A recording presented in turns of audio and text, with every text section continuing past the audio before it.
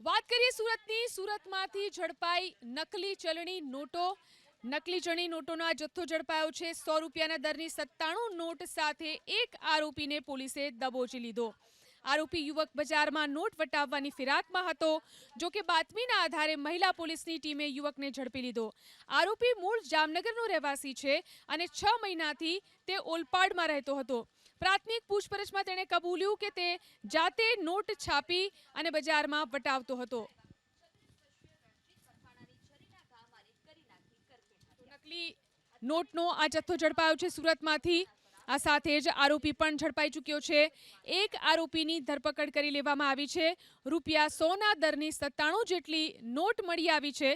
Not વટાવવાની ફિરાકમાં હતો આરોપી અને ત્યારે સુરત પોલીસના હાથે ઝડપાઈ ચૂક્યો છે।